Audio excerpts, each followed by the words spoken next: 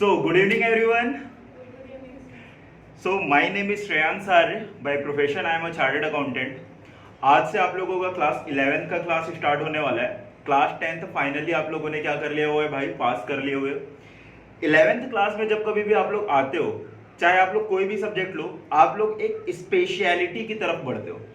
Class 10th तक आप लोगों ने जो भी सब्जेक्ट पढ़ा हुआ है, कौन कौन सा सब्जेक्ट पढ़ा हुआ है भाई, मैथ्स पढ़ा हुआ है, साइंस पढ़ा हुआ है, सोशल साइंस पढ़ा हुआ है. ये सारे के सारे जनरल सब्जेक्ट थे. जनरल सब्जेक्ट का मतलब क्या हुआ कि हर एक सब्जेक्ट के बारे में आप लोगों को जनरल इंफॉर्मेशन दिया गया जो आप लोगों की लाइफ में थोड़ी थोड़ी काम आ जाए. लेकिन किसी भी फील्ड में आप लोग स्पेशलाइज्ड नहीं बने हो, किसी भी फील्ड के आप लोग मास्टर नहीं बने हो. क्लास 10th से 11th में जैसे ही जाते हो, आप लोगों को अपनी स्पेशलिटी चुनने का मौका मिलता है ना. ये डिसाइड करता है कि भाई आप लोग किस करियर में जाओगे और किस करियर में नहीं जाओगे. हो सकता है कि आप लोगों ने ये डिसाइड नहीं किया होगा कि किस करियर में जाओगे, लेकिन कम से कम ये डिसाइड कर लिया कि किस करियर में नहीं जाओगे. जैसे कि कॉमर्स लिए तो फिर आप लोगों का ये डिसाइडेड हो गया कि भाई अब आप इंजीनियर नहीं बन सकते, अब आप डॉक्टर नहीं बन सकते. बिजनेस करोगे, सीए बन सकते हो, सीएमए बन सकते हो, सीएस बन सकते हो, ठीक है. और अदर फील्ड जो गवर्नमेंट की वो सारी की सारी खुली हुई है. तो बेसिकली जब हम लोग कॉमर्स पढ़ते हैं तो कॉमर्स के अंदर हम लोगों को 11th और 12th के सिलेबस में मेनली 3 सब्जेक्ट को हम लोगों को पढ़ना होता है. कौन कौन से 3 सब्जेक्ट को पढ़ना होता है भाई, आप लोगों को पता है क्या? बिल्कुल सही. बिजनेस स्टडीज पढ़ना होता है हम लोगों को, अकाउंटेंसी पढ़ना होता है हम लोगों को, और तीसरा हम लोगों को क्या पढ़ना होता है भाई, इकोनॉमिक्स पढ़ना होता है. अब जब इकोनॉमिक्स के बारे में बात करते हैं ना, तो इकोनॉमिक्स में हम लोगों का, जैसे अकाउंटेंसी के बारे में बात करेंगे तो अकाउंटेंसी में आप लोगों के पास एक ही बुक है और एक ही सब्जेक्ट है अकाउंटेंसी. बिजनेस स्टडीज में भी आप लोगों का एक ही बुक है और सब्जेक्ट भी एक ही है. लेकिन जब हम लोग इकोनॉमिक्स के अंदर आते हैं तो इकोनॉमिक्स में आप लोगों का 2 सब्जेक्ट हो जाते हैं. इकोनॉमिक्स के अंदर बेसिकली 2 सब्जेक्ट कौन कौन सा है, एक को हम लोग बोलते हैं कौन सा भाई, एक को हम लोग बोलते हैं माइक्रो इकोनॉमिक्स और दूसरे को हम लोग बोलते हैं स्टैटिस्टिक्स, ठीक है जी. और ये स्टैटिस्टिक्स जो है ना, ये वही स्टैटिस्टिक्स है जो आप लोग 10th तक पढ़े हुए, उसी लेवल के ये स्टैटिस्टिक्स आएगा आप लोगों को, ठीक है, सारा फॉर्मूला से, ठीक है. और दूसरा हम लोगों का क्या है, माइक्रो इकोनॉमिक्स. माइक्रो इकोनॉमिक्स जो है ना, वो हम लोगों की छोटी चीजों के बारे में बात करता है. और जब हम लोग क्लास 12th में जाएंगे तो यही माइक्रो इकोनॉमिक्स बड़ा हो गया क्या हो जाएगा, मैक्रो इकोनॉमिक्स हो जाएगा. तो उसी सब्जेक्ट को आज हम लोग कहां पर स्टार्ट करने वाले हैं भाई, आज स्टार्ट करने वाले हैं, ठीक है. कौन सा सब्जेक्ट को स्टार्ट करेंगे, इकोनॉमिक्स. और उस इकोनॉमिक्स में भी कौन सा वाला पोर्शन, माइक्रो इकोनॉमिक्स वाला पोर्शन, ठीक है. चलिए जी, जब कभी भी हम लोग इकोनॉमिक्स के बारे में बात करते हैं तो बेसिकली जो इकोनॉमिक्स है ना, वो इकोनॉमी की स्टडी है. किस चीज की स्टडी है भाई, इकोनॉमी की हम लोग स्टडी करते हैं. अब बात यह आती है कि ये जो इकोनॉमिक बोला मैं कि इकोनॉमी की स्टडी है, तो भाई सबसे पहले ये बताइए कि इकोनॉमी क्या होता है, पता है क्या भाई? ठीक है जी. जब कभी भी हम लोग इकोनॉमी के बारे में बात करते हैं तो इकोनॉमी बेसिकली हम लोगों का क्या है पता है, इकोनॉमी एक ऐसा सिस्टम है. क्या है भाई इकोनॉमी, बताइए. इकोनॉमी सिस्टम है. और कौन सा सिस्टम है पता है, जो हमको प्रोवाइड करता है means to work and earn a livelihood. क्या मतलब हुआ इसका, मतलब कि कोई भी ऐसा जगह जहां पर हम जाके काम कर सकते हैं और वहां काम करने के बदले में हम लोगों को कुछ पैसे मिलते हैं. और पैसे किस चीज के लिए मिलते हैं, ताकि हम लोग अपनी लाइवलीहुड का क्या मतलब होता है भाई, जीविका. जैसे कि अगर कहीं आपके पापा कहीं पर वर्क करने के लिए जाते हैं तो वर्क करने से पैसा मिलता है, उसका यूज कहां पर करते हैं भाई, आपको पढ़ाने के लिए, घर को चलाने के लिए, उसी को हम लोग लाइवलीहुड बोलेंगे. तो जब इकोनॉमी के बारे में बात करते हैं तो इकोनॉमी वो सिस्टम है, वो जगह है जहां पर आप जाकर काम करते हो और वहां से पैसे कमाते हो अपनी लाइवलीहुड के लिए, तो उसी को हम लोग क्या बोलेंगे भाई, इकोनॉमी बोलेंगे. यहां पर जितनी भी चीजें दिखती है ना, वो सारी की सारी इकोनॉमी का पार्ट है. वो हो सकता है कि छोटी इकोनॉमी हो, वो हो सकता है कि बड़ी इकोनॉमी हो. जैसे कि मैं अगर कहीं बताऊं, आपके सामने यहां पर हम लोग बैठे हुए हैं कोचिंग क्लास के अंदर, तो ये जो कोचिंग क्लास है, क्या ये कोचिंग क्लास मेरे लिए इकोनॉमी है या फिर नहीं है? है भाई. इस कोचिंग क्लास के अंदर मैं आता हूं और पढ़ाता हूं और उससे मैं अपना लाइवलीहुड अर्न करता हूं. दूसरा फैक्ट्री, जैसे कि मान के चलो कि आपके में से कोई भी पेरेंट्स या आपके भाई ब्रदर जो है वो भिलाई स्टील प्लांट के अंदर है, तो क्या भिलाई स्टील प्लांट को भी मैं एक इकोनॉमी बोलूंगा या फिर नहीं बोलूंगा? बोलूंगा भाई. वो भी एक ऐसा जगह है जहां पर लोग जाते हैं, काम करते हैं और वहां से पैसे अर्न करते हैं अपनी लाइवलीहुड के लिए. तो कुछ इकोनॉमी जो हो सकती है वो छोटी हो सकती है और कुछ इकोनॉमी बहुत बड़ी हो सकती है.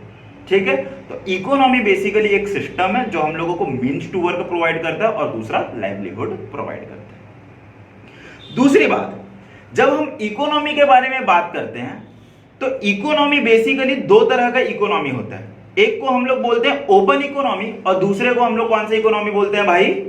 क्लोज्ड इकोनॉमी बोलते हैं। क्या होता होगा भाई ओपन इकोनॉमी और क्लोज्ड इकोनॉमी का मतलब आपको पता है क्या? जब हम लोग ओपन इकोनॉमी के बारे में बात करते हैं तो ओपन इकोनॉमी का मतलब होता है एक ऐसी इकोनॉमी, मेरे को बताइए जब मैं इकोनॉमी के बारे में बात करता हूं, छोटी इकोनॉमी के बारे में बात कर रहा हूं तो कोचिंग आ गए, फैक्ट्री आ गई। बड़ी इकोनॉमी के बारे में बात करूंगा तो भाई छत्तीसगढ़ की भी इकोनॉमी में टर्म यूज कर सकता हूं मैं। छत्तीसगढ़ की इकोनॉमी ग्रो कर रही है या फिर कम हो रही है, ये भी एक इकोनॉमी है। इंडिया भी एक इकोनॉमी है।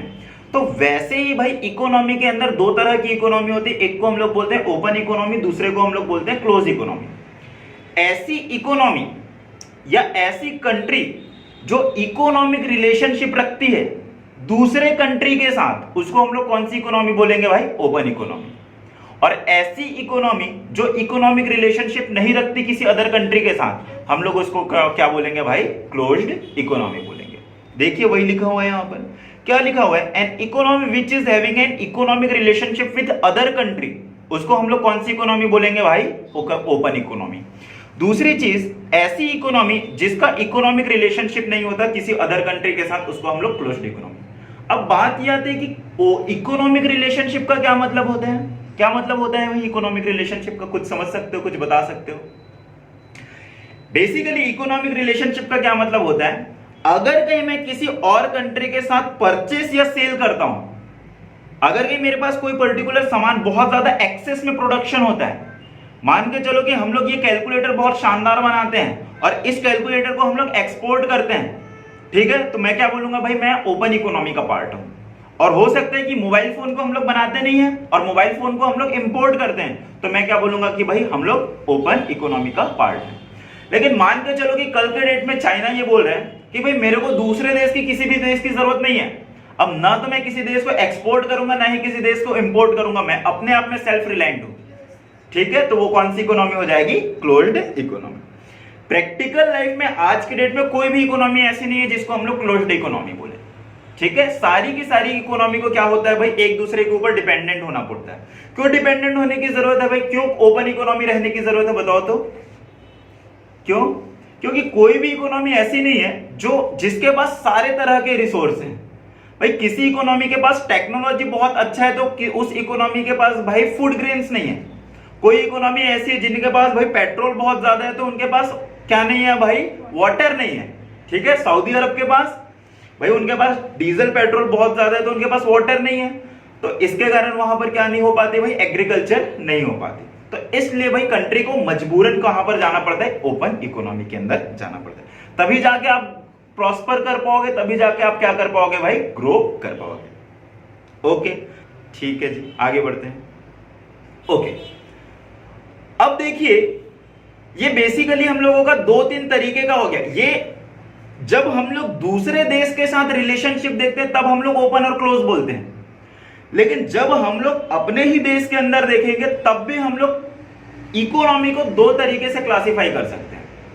फिर से मैं समझा रहा हूं, जब मैं अपने देश का रिलेशनशिप दूसरे देश के साथ देख रहा हूं तब मैं इकोनॉमी को दो तरीके से रिप्रेजेंट कर रहा हूं, एक को ओपन और दूसरे को क्लोज। लेकिन मैं दूसरे देश को नहीं अपने ही देश को देख रहा हूं तब भी मैं इकोनॉमी को दो तरीके से क्लासिफाई कर सकता हूं।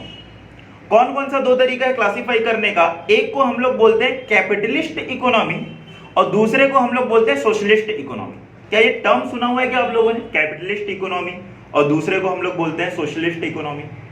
देखिए जब कैपिटलिस्ट इकोनॉमी के बारे में बात करते हैं तो कैपिटलिस्ट इकोनॉमी का क्या मतलब होता है? एक ऐसी कंट्री जो कंट्री ये प्रीफर करती है कि भाई यहां जो भी चीज होगी सारे के सारी चीज किसकी होगी भाई? प्राइवेट ओन्ड होगी, गवर्नमेंट ज्यादा कंट्रीब्यूट नहीं करेगा। ऐसी इकोनॉमी को हम लोग क्या बोलेंगे भाई? Capitalist economy. जैसे कि यूएसए के अंदर, जैसे कि स्विट्जरलैंड के अंदर, वहां पर कुछ भी चीज फ्री नहीं है, गवर्नमेंट कुछ नहीं करती। गवर्नमेंट का काम क्या है? मेनली कंट्रोल करना, ऊपर से देखना कि प्राइवेट एंटिटी जो है वो सही तरीके से काम कर रही है या फिर नहीं कर रही है। वहां पर जो एजुकेशन भी होता है ना, एजुकेशन भी बहुत महंगा होता है। बच्चे जो पढ़ाई करते हैं वो एजुकेशन लोन लेके पढ़ाई करते हैं। क्यों? क्यों लोन लेने की जरूरत पड़ रही है भाई? क्योंकि गवर्नमेंट कुछ नहीं कर रही है। वहां ये बोल रही है कि भाई जिसके पास पैसा है वो सारा का सारा सेक्टर के साथ डील करेगा। ठीक है, तो ऐसी इकोनॉमी को हम लोग क्या बोलेंगे कि भाई ये हम लोगों की कैपिटलिस्ट इकोनॉमी है। कैपिटलिस्ट इकोनॉमी का क्या मतलब होता है? जहां पर हर एक सेक्टर, या तो प्राइवेट इंडिविजुअल का मतलब मैं या आप जैसे लोग, प्राइवेट इंडिविजुअल ओन करता है, या कोई इंस्टीट्यूशन या तो फिर कोई ऑर्गेनाइजेशन, जैसे कि रिलायंस एक ऑर्गेनाइजेशन है, टाटा एक ऑर्गेनाइजेशन है, अगर कहीं वो सारे के सारी चीजों को ओन करता है तो हम लोग क्या बोलेंगे कि ये कैपिटलिस्ट इकोनॉमी है। लेकिन कुछ कंट्री ऐसी होती है जहां पर भाई आपके पास एक लिमिट से ज्यादा पैसा नहीं रख सकते हो। उस पर्टिकुलर जगह में क्या होता है भाई कि गवर्नमेंट सारी की सारी चीजों को ओन करती है। उसको हम लोग कौन सी इकोनॉमी बोलते हैं भाई? सोशलिस्ट इकोनॉमी बोलते हैं। उसको हम लोग कौन सी इकोनॉमी बोलते हैं भाई? Socialist economy. आज के डेट में अगर सोशलिस्ट इकोनॉमी के बारे में बात करें तो कौन कौन सा है भाई सोशलिस्ट इकोनॉमी? हम लोगों का चाइना हो गया, रसिया हो गया, जापान हो गया, ये हम लोगों के किसके अंदर आते हैं? सोशलिस्ट इकोनॉमी के अंदर आते हैं। जहां पर मेजॉरिटी ऑफ द चीज है वो किसको कौन ओन करता है? हम लोगों का गवर्नमेंट ओन करता है। ठीक है, इसका एग्जांपल जैसे कि आप लोगों को यहां पर दिया हुआ है भाई, कैपिटलिस्ट इकोनॉमी के अंदर स्विट्जरलैंड हो गया, यूनाइटेड स्टेट ऑफ अमेरिका हो गया, और सोशलिस्ट के अंदर चाइना और रसिया दिया हुआ है। ठीक है, क्या क्या बोला मैं? अगर प्राइवेट कंपनियां ओन कर रही है, प्राइवेट इंडिविजुअल ओन कर रहा है तो वो कैपिटलिस्ट है। इसी को हम लोग क्या बोलते हैं भाई? पूंजीवाद बोलते हैं हिंदी में। पैसा का ही जोर है, गवर्नमेंट कुछ नहीं कर रही। तो ऐसी इकोनॉमी के अंदर क्या होता है पता है? जो रिच और पुअर लोग हैं इन लोगों का डिफरेंस बहुत ज्यादा होता है। यूएसए में 20 से 30% लोग क्या है भाई? होमलेस है। क्यों होमलेस है? क्योंकि भाई वहां पर गवर्नमेंट ज्यादा कुछ नहीं कर रही है। ठीक है, सारी की सारी चीजें आपको ही करनी पड़ेगी, सोशल सिक्योरिटी भी आपको ही देखना पड़ेगा। दूसरी बात, जब आप ऐसी इकोनॉमी के अंदर होते हैं, कैपिटलिस्ट इकोनॉमी के अंदर, तो जो भी प्राइस वगैरह होती है ना, प्राइस कहां से निकल के आती है? डिमांड एंड सप्लाई के फोर्सेस से। डिमांड एंड सप्लाई के फोर्सेस से निकल के आती है का क्या मतलब हुआ? मान के चलो कि मैं ये कैलकुलेटर बनाता हूं और कैलकुलेटर मेरे पास 10 है और मेरे पास 15 लोग आ गए भाई कि सर मेरे को कैलकुलेटर खरीदना है, कैलकुलेटर खरीदना है। तो मैं क्या करूंगा? मैं प्राइस बढ़ा दूंगा। बिल्कुल सही बात है। जिस कैलकुलेटर को मैं 100 रुपए में बेचना चाहता हूं, अब मैं क्या बोलूंगा? क्योंकि मेरे पास 15 लोग हैं तो मैं क्या करूंगा भाई? इसको 150 रुपए में बेचूंगा। तो क्या होंगे भाई? 5 लोग आउट हो जाएंगे, 10 लोग बचेंगे, तो 10 लोग को बेच दूंगा। दूसरा, अगर कहीं मेरे पास लोग कम है तो मेरे को मजबूरन क्या करना पड़ेगा भाई? प्राइस कम करना पड़ेगा। तो जो भी प्राइस है ना कैपिटलिस्ट इकोनॉमी के अंदर, वो किस फोर्स से निकल के आता है भाई? डिमांड और सप्लाई के फोर्स से निकल के आता है। लेकिन अगर कहीं हम लोग सोशलिस्ट इकोनॉमी के बारे में बात करें तो सोशलिस्ट इकोनॉमी में आप ऐसा नहीं कर सकते। सोशलिस्ट इकोनॉमी के अंदर क्या होता है कि जो भी प्राइस होती है वो गवर्नमेंट फिक्स करती है। गवर्नमेंट फिक्स कर देगी कि भाई इस कैलकुलेटर को आप 80 रुपीज से ज्यादा में नहीं बेच सकते, तो भाई आप 80 रुपीज से ज्यादा बेच ही नहीं सकते, भले इसको खरीदने वाले कितने भी ज्यादा लोग आ गए। अगर कहीं ज्यादा लोग आ गए तो भाई आप और इंपोर्ट कराइए और बनाइए और 80 रुपीज में ही बेचिए। ठीक है जी। और तीसरी बात, जब हम लोग कैपिटलिस्ट इकोनॉमी के बारे में बात करते हैं तो कैपिटलिस्ट इकोनॉमी का जो मेन मोटिव का क्या मतलब होता है? पर्पस क्या होता होगा भाई? मेन पर्पस बताओ। Profit earning.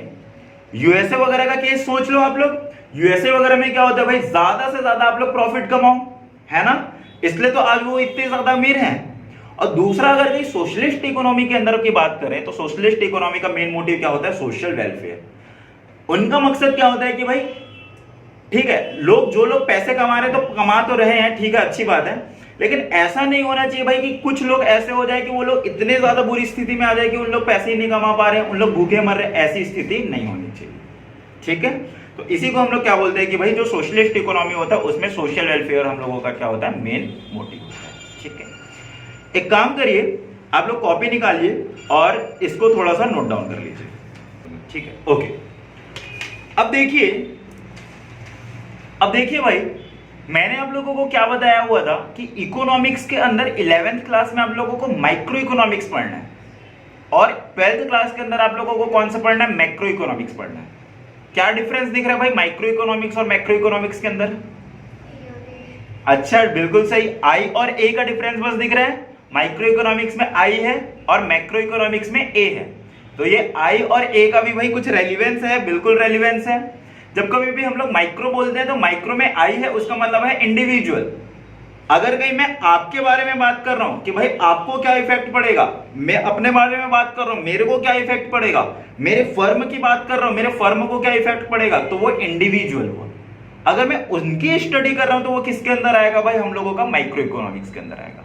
लेकिन अगर कि मैं एग्रीगेट के बारे में बात कर रहा हूं, जैसे कि भाई कोई पर्टिकुलर एक डिसीजन ले लिया गया मोदी सरकार ने और उसका इफेक्ट पूरी की पूरी कोचिंग इंडस्ट्री के ऊपर पड़ गया, तो मैं किसकी बात कर रहा हूं भाई, macro, aggregate, A for aggregate. Aggregate का क्या मतलब होता है, सबको जोड़ के।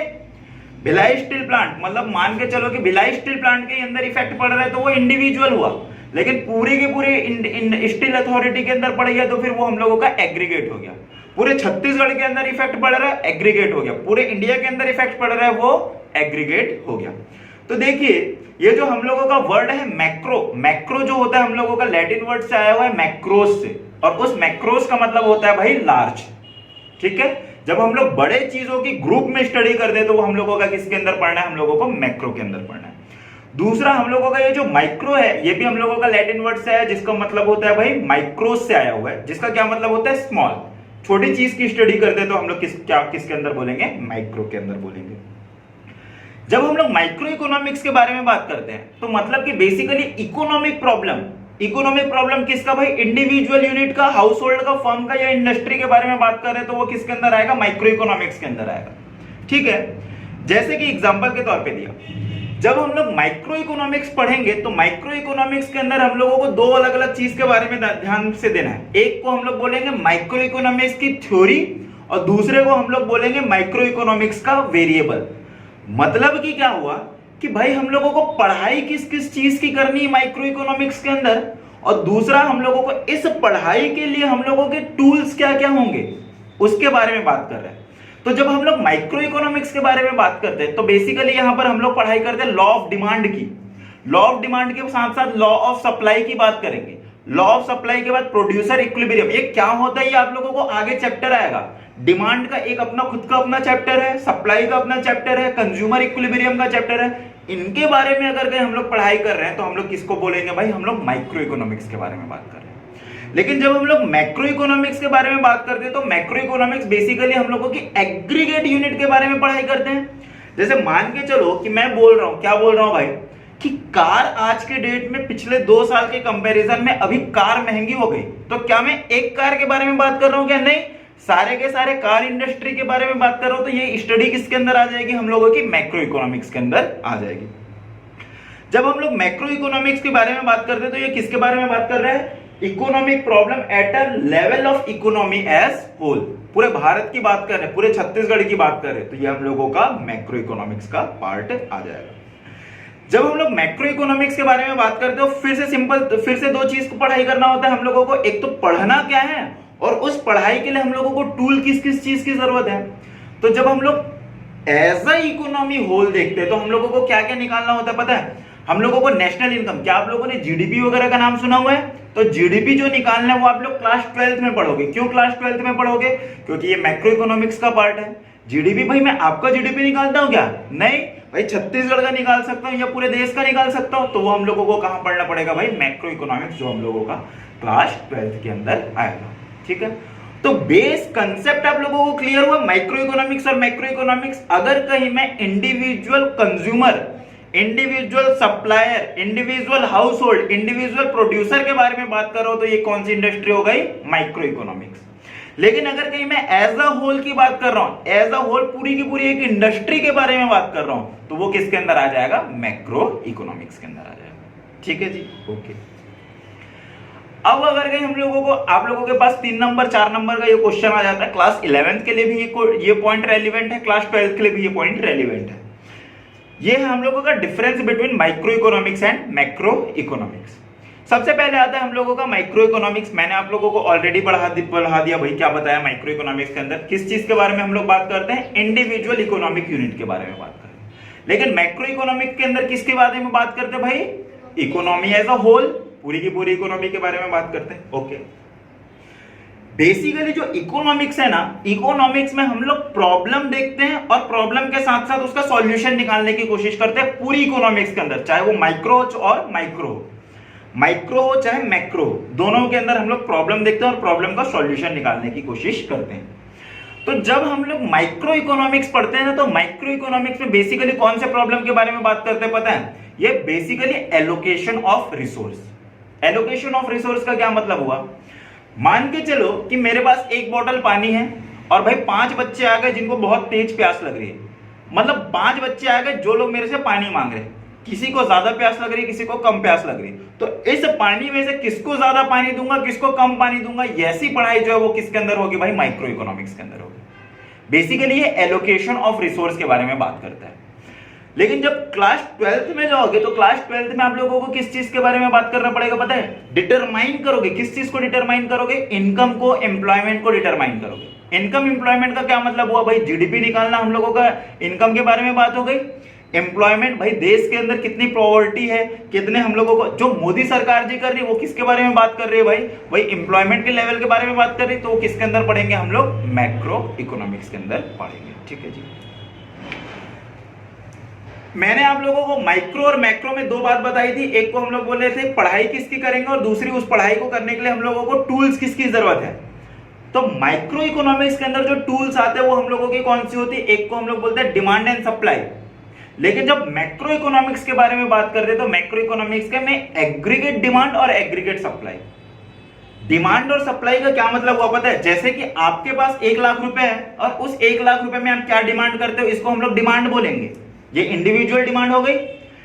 देश पूरा का पूरा देश भाई इस कितनी कैलकुलेटर की डिमांड कर रहा है, इसको हम लोग कौन सा डिमांड बोलेंगे, एग्रीगेट डिमांड। सप्लाई किसको बोलेंगे भाई, मैं कितना प्रोडक्ट कैलकुलेटर बनाता हूं ये मेरी सप्लाई हो गई, ये माइक्रो के अंदर आएगा।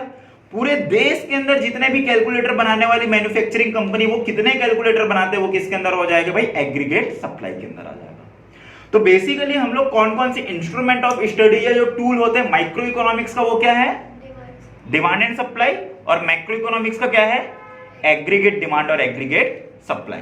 ठीक है। इसके बाद जब हम लोग माइक्रो इकोनॉमिक्स के बारे में बात करते हैं तो माइक्रो इकोनॉमिक्स जो होता है उसको हम लोग प्यार से प्राइस थ्योरी भी बोलते हैं। क्या बोलते हैं भाई माइक्रो इकोनॉमिक्स को, प्राइस थ्योरी। और मैक्रो इकोनॉमिक्स को हम लोग क्या बोलते हैं, theory of income and theory of employment. इसको थोड़ा सा आप लोगों को याद करना होगा। ठीक है। जब हम लोग माइक्रो इकोनॉमिक्स के बारे में बात करते हैं तो माइक्रो इकोनॉमिक्स में जो डिग्री ऑफ एग्रीगेशन है, मतलब जो जोड़ है, क्या हम लोग ज्यादा चीजों को एक साथ जोड़ के पढ़ते हैं क्या, नहीं, हम लोग कम चीज को एक साथ जोड़ के पढ़ते हैं। जैसे कि हाउस होल्ड, आपके हाउस होल्ड के बारे में बात कर रहा हूं, आपके हाउस होल्ड की इनकम के बारे में बात कर रहा हूं, मतलब वहां भाई एग्रीगेशन है। एग्रीगेशन का मतलब जोड़। आपके हाउस होल्ड की इनकम बोल रहा हूं तो आपके पापा कितना अर्न कर रहे हैं, आपकी मम्मी कितना अर्न कर रहे हैं, आपके ब्रदर सिस्टर कितना अर्न कर रहे हैं, सबको जोड़ रहे हैं। तो भाई ये भी एग्रीगेशन तो है ही है, लेकिन छोटे लेवल पे है। लेकिन बड़े लेवल पे अगर कहीं हम लोग एग्रीगेशन कर रहे हैं कि भाई पूरे के पूरे भारत देश के लोग कितना प्रोडक्शन कर रहे हैं, तो वो किसके अंदर आएगा, हम लोगों का मैक्रो इकोनॉमिक्स के अंदर आएगा। ठीक है। तो बेसिकली हम लोगों ने अभी 4 मेन टॉपिक देख लिए। एक तो हम लोगों ने डेफिनेशन देखा किसका, इकोनॉमी का। इकोनॉमी का क्या मतलब होता है भाई, इकोनॉमी एक ऐसा सिस्टम है जो हम लोगों को मीन्स टू वर्क प्रोवाइड करता है और दूसरा लाइवलीहुड प्रोवाइड करता है। दूसरी चीज हम लोगों ने देखी कि हम लोगों की जो इकोनॉमी होती है वो 2 तरह की होती है, एक होती है ओपन इकोनॉमी, दूसरी होती है क्लोज इकोनॉमी। ओपन इकोनॉमी का क्या मतलब होता है, ऐसी इकोनॉमी जो दूसरे कंट्री के साथ इकोनॉमिक रिलेशनशिप रखती है, और ऐसी कंट्री जो दूसरे कंट्री के साथ इकोनॉमिक रिलेशनशिप नहीं रखती, हम लोग उसको क्लोज्ड इकोनॉमी बोलेंगे। तीसरी चीज हम लोगों ने क्या देखा हुआ था कि कंट्री के अंदर अगर कहीं देख रहे तो कंट्री 2 तरह के हम लोगों की इकोनॉमी सिस्टम को फॉलो करती है। एक को हम लोग बोलते हैं कैपिटलिस्ट, एक को हम लोग बोलते हैं सोशलिस्ट। कैपिटलिस्ट का मतलब जहां पर सारे के सारे सेक्टर को प्राइवेट कंपनी ओन करती है। सोशलिस्ट के अंदर हम लोगों की क्या होती है, गवर्नमेंट ओन करती है। अच्छा मुझे ये बताइए, इंडिया के बारे में बात करें तो इंडिया कौन सी इकोनॉमी है, सोशलिस्ट की कैपिटलिस्ट, सोशलिस्ट। अगर कहीं सोशलिस्ट होता तो यहां पर इतने बड़े रईस लोग कैसे होते, अंबानी, अडानी, टाटा जैसे रईस लोग कैसे होते। हम लोगों की जो इकोनॉमी वो मिक्स्ड इकोनॉमी है। ठीक है। जब हम लोगों की कंट्री इंडिपेंडेंस को प्राप्त हुआ तब भाई जवाहरलाल नेहरू जी ने क्या बोला कि भाई इंडिया की स्थिति ऐसी बिल्कुल भी नहीं है कि इसको कैपिटलिस्ट बना दिया जाए। कैपिटलिस्ट बना देंगे तो क्या होगा कि यहां पर बहुत ज्यादा पॉवर्टी है, तो जो लोग पॉवर्टी में हैं वो लोग तो मर जाएंगे। सोशलिस्ट भी बना दे तो सोशलिस्ट बनाने में क्या होगा कि भाई देश ग्रो नहीं कर पाएगा, सारी की सारी जिम्मेदारी गवर्नमेंट को उठाना पड़ेगा और गवर्नमेंट के पास इतने पैसे नहीं है। तो इसलिए नेहरू जी ने क्या किया, जो कैपिटलिस्ट है कैपिटलिस्ट के बेनिफिट को उठाया, सोशलिस्ट के बेनिफिट को उठाया और दोनों को जोड़ के हम लोगों की ये कंट्री को बना दिया। तभी तो जो मेन सेक्टर है उसको गवर्नमेंट ओन करता है, और अदर सेक्टर को हम लोगों को कौन ओन करता है भाई? प्राइवेट ओन करता है। तभी तो गवर्नमेंट कुछ कुछ जिम्मेदारी लेता है कि एजुकेशन, बेसिक एजुकेशन और बेसिक हेल्थ फैसिलिटी तो मैं दूंगा बोल रहा है गवर्नमेंट, ताकि भाई गरीब लोग भी मारे ना जाए और अमीर लोग गरीब लोगों का एक्सप्लॉइटेशन भी ना करें। इसलिए हम लोगों की जो इकोनॉमी वो मिक्स्ड इकोनॉमी, बहुत सी इकोनॉमी हम लोगों के देश की क्या, बहुत सी जो कंट्री होती है वो मिक्स्ड इकोनॉमी ही होती है, ठीक है। एब्सोल्यूट कैपिटलिस्ट इकोनॉमी और एब्सोल्यूट सोशलिस्ट इकोनॉमी कभी कोई भी एग्जिस्ट नहीं करती। ये कंसेप्ट है, बस ये है कि एक्सटेंट ज्यादा है। हम लोग अपने आप को मिक्स्ड इकोनॉमी बोल दे रहे हैं, लेकिन जो अमेरिका है, अमेरिका में 80% जो है वो कैपिटलिज्म है, और वैसे ही चाइना में क्या है कि 80% जो है वो सोशलिज्म है। इसलिए हम लोग उनको कैपिटलिस्ट और सोशलिस्ट बोलते हैं, ठीक है जी, ओके। अब आगे बढ़ते हैं। अब यहां से हम लोगों की इंपॉर्टेंट चीज स्टार्ट हो रही है, यहां से हम लोगों का बेसिक, हम लोगों का चैप्टर और बेसिक इंटरेस्टिंग पॉइंट स्टार्ट हो रही है। एक टर्म आप लोगों को ध्यान में रखना होगा, वो पहला जो टर्म है जिसको हम लोग बोलते हैं स्कार्सिटी। क्या होता है आप लोगों को पता है कि स्कार्सिटी का मतलब? कमी। अरे यार बहुत होशियार हो यार, प्रभु नूर आप बिल्कुल सही बोल रही है। स्कार्सिटी का क्या मतलब होता है भाई? कमी, ठीक है।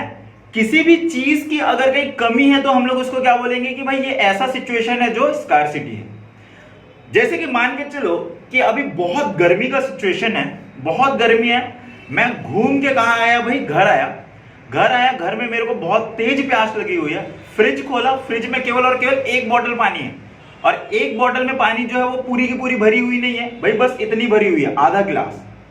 क्या आधा गिलास से मेरा प्यास बुझ जाएगा क्या? नहीं, मुझे तो चाहिए भाई एक बोतल पानी।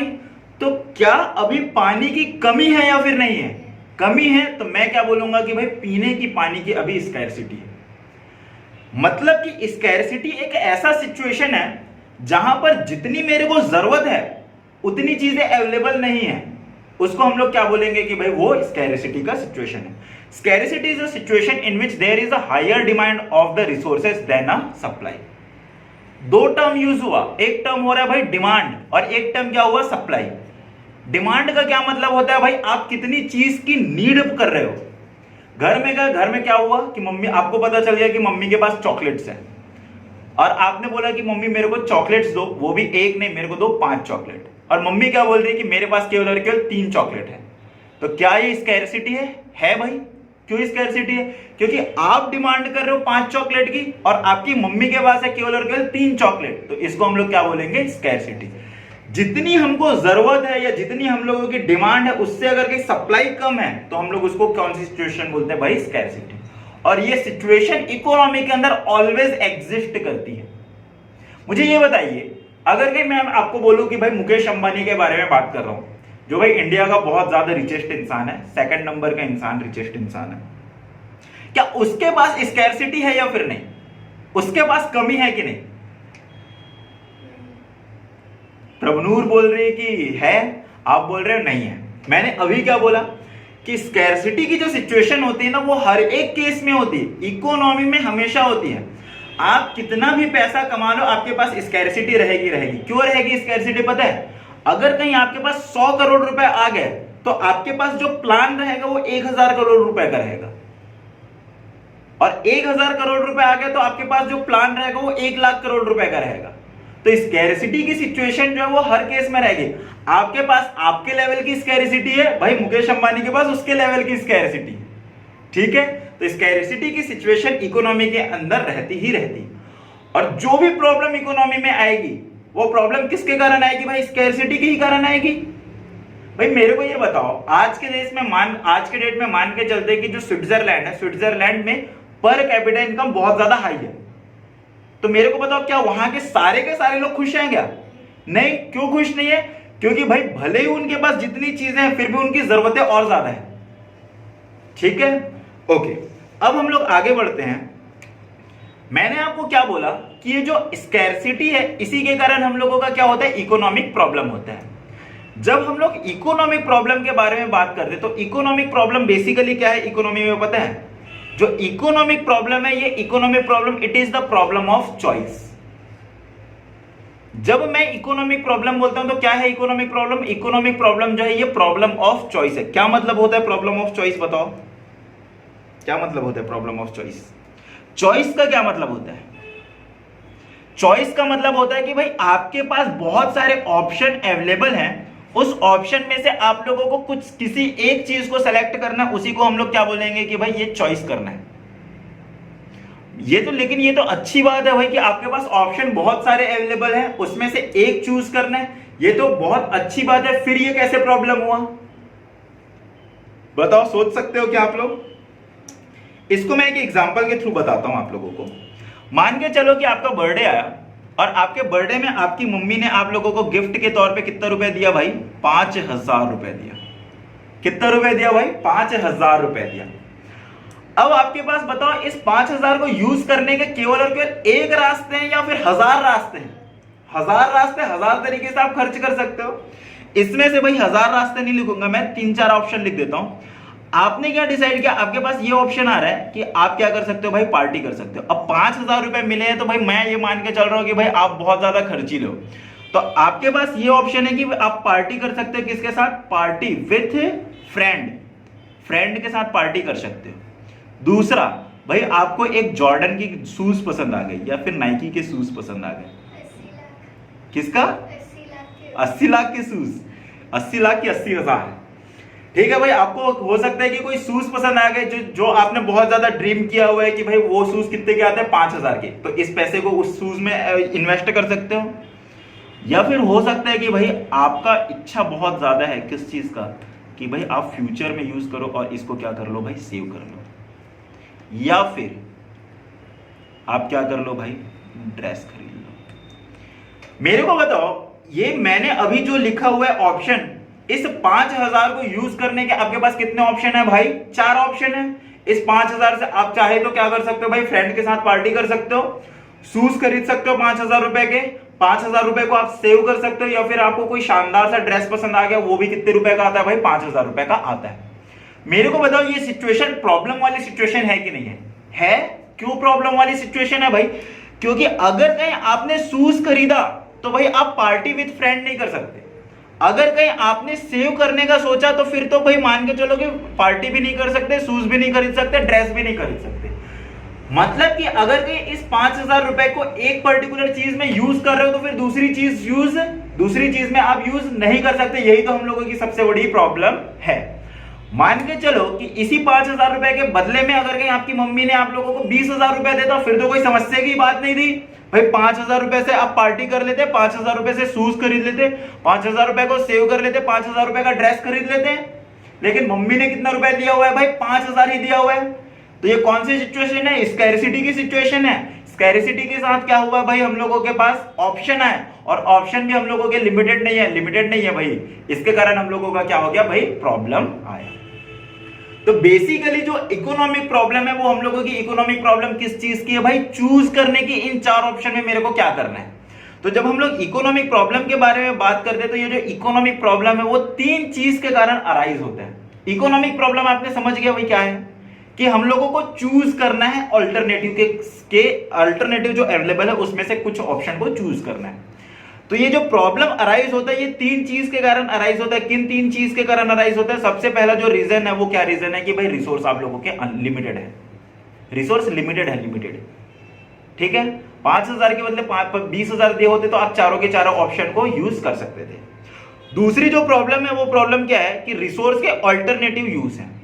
ऑल्टरनेटिव यूज का मतलब क्या हुआ? मान के चलो कि आप बहुत समय से जिद कर रहे हो कि भाई आपको 5,000 रुपए वाले शूज चाहिए और आपकी मम्मी ने 5,000 रुपए दिए और बोले कि इस 5,000 रुपए से आपको क्या करना है? शूज खरीदना है। फिर क्या कोई प्रॉब्लम होता? नहीं भाई, आपके पास एक ही ऑप्शन है, मतलब कि उस 5,000 रुपए से शूज ही खरीद सकते हो। फिर तो दूसरे ऑप्शन अवेलेबल ही नहीं, तो कोई प्रॉब्लम की बात ही नहीं है। और तीसरा जो हम लोगों का सबसे बड़ा समस्या है वो क्या है भाई? बताओ कि ह्यूमन वांट्स जो है वो हम लोगों के अनलिमिटेड है। मेरे को बताओ कि अगर कल के डेट में आपकी मम्मी आपको बर्थडे के दिन पे सही में 20,000 रुपए दे देती तो क्या आपका रोना बंद हो जाता? क्या नहीं भाई, 4 ऑप्शन की जगह आपके पास 6 ऑप्शन आ जाते, है ना। आपको भाई एक शूज नहीं, आपको 2 शूज चाहिए होते। 2 शूज का मतलब 2 पेयर के शूज, ठीक है। दूसरा ड्रेस भी आपको 2 चाहिए होते। तो ये जो ह्यूमन वांट्स है, ह्यूमन वांट्स की हम लोगों की कोई भी लिमिट नहीं है। इसके कारण हम लोगों के मेन प्रॉब्लम खड़े होते हैं, ठीक है। अब भाई इसके सॉल्यूशन क्या है भाई बताओ। अब 5,000 रुपए अवेलेबल है भाई, 5,000 रुपए तो आप लोगों को खर्च करने ही करने हैं। क्या चारों चीज में खर्च कर सकते हो क्या? नहीं, इन चार में से एक को में खर्च करना होगा। तो बताओ भाई किस में खर्च करोगे बताओ। ड्रेस खरीदोगे, आप क्या करोगे? मैं वो 5,000 मम्मी से लेके सेव करती, दादी से वापस 1,000 लेके पार्टी।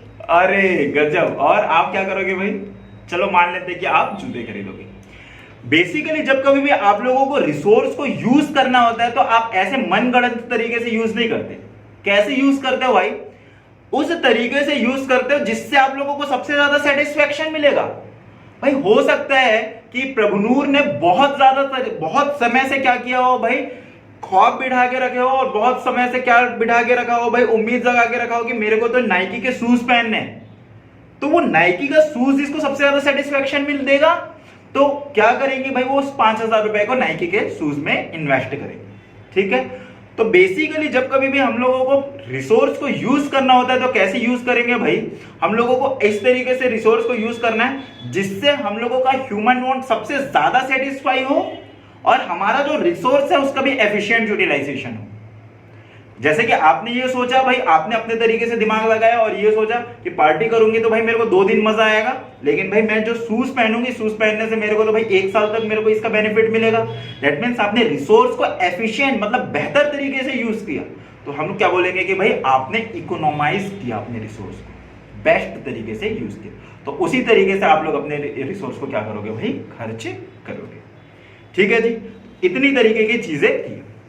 अब ये जो चीज है ना हम लोगों का cause of economic problem, economic problem मैंने क्या बताया? Economic problem basically problem of choice है।